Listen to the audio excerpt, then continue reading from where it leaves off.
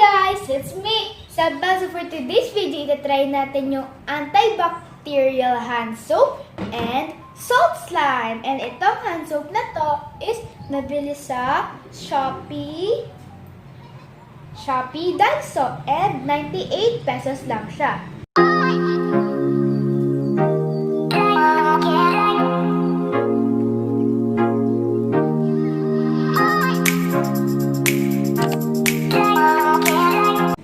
And ang ganda ng kulay niya and sobrang bango niya. And para kang nasa Japan. Tapos ito yung salt.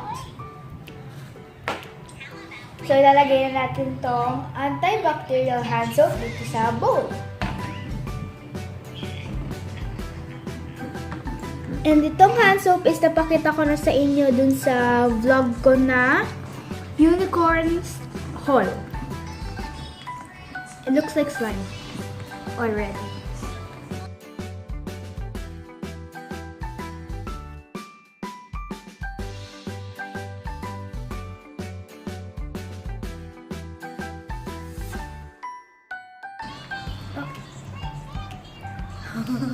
Ang dami kong nilagay, pero okay lang. Ilalagay na natin yung salt.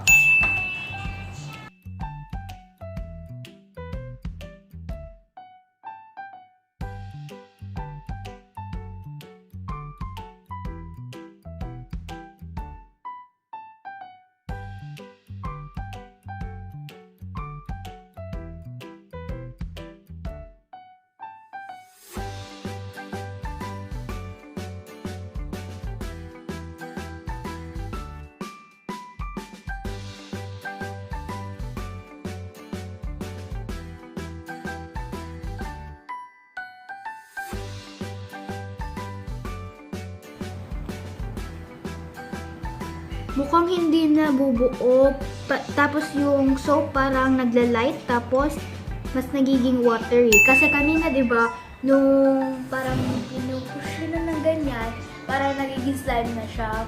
Kahit hindi talaga siya slime, kahit soap siya. Tapos nung nilalagay ko na tong salt, mas nagiging watery siya.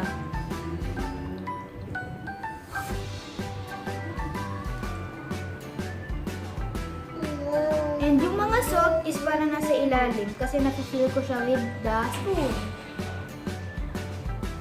You know what? Just go inside. Okay.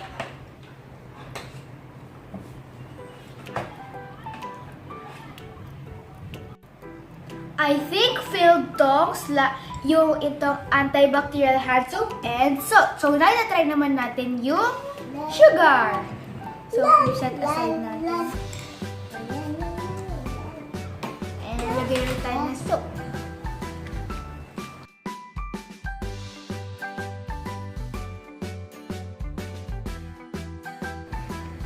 So, yeah. And diba, para sa slime. Parang glue na soap.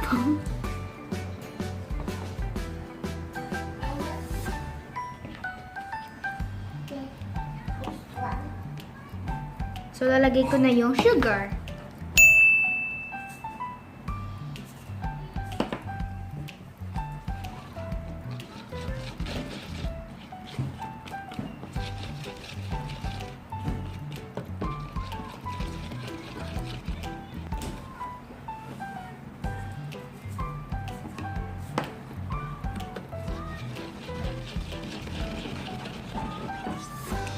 Medyo sticky siya. Hindi siya kagaya nung sa salt. Pero mas naging lighter to.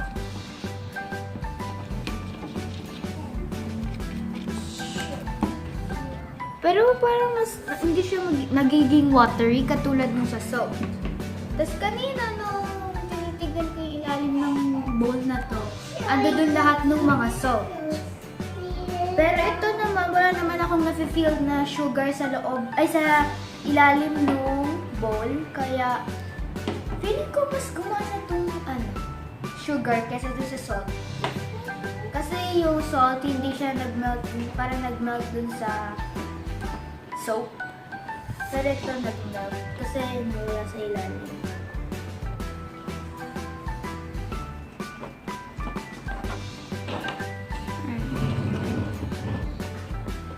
Yan yung difference.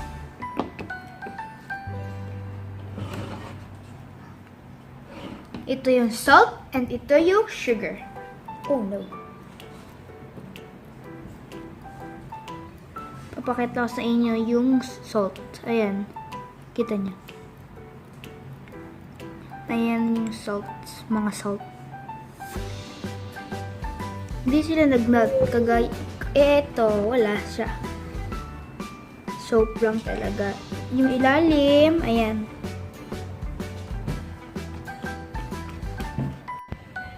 So, itong salt is sobrang watery niya compared dito sa sugar. Ito yung sa sugar. Pero ito yung sa salt. Para talaga siyang tubig.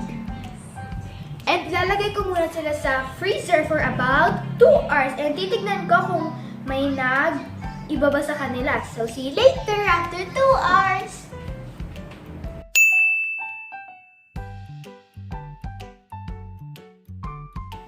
So, after 2 hours, ito na yung kinalabasan. Ito yung salt and ito yung sugar. And yung salt is parang naging slime.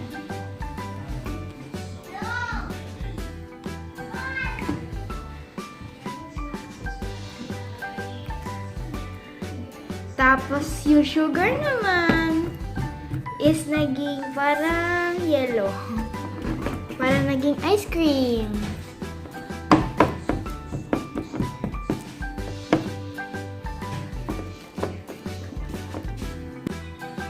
So, ito yung sa sugar. Lamig.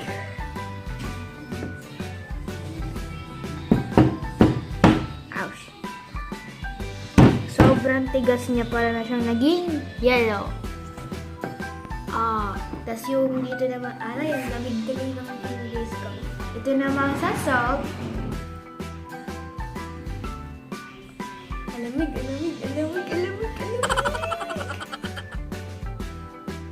Parang naging slime naman siya, pero di ko na siya talagang mahawakan kasi nanginginig yung fingers ko.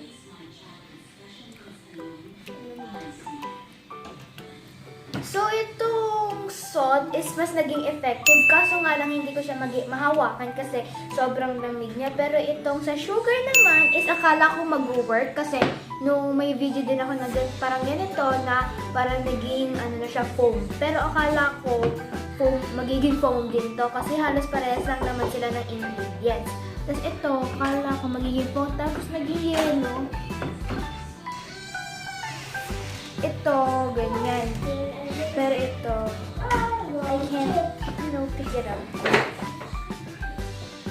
Tapos, kung kanina ang sobrang parang water nito compare dito, pero pag nilagay mo siya sa freezer, is magko-combine sila tapos para magiging slime.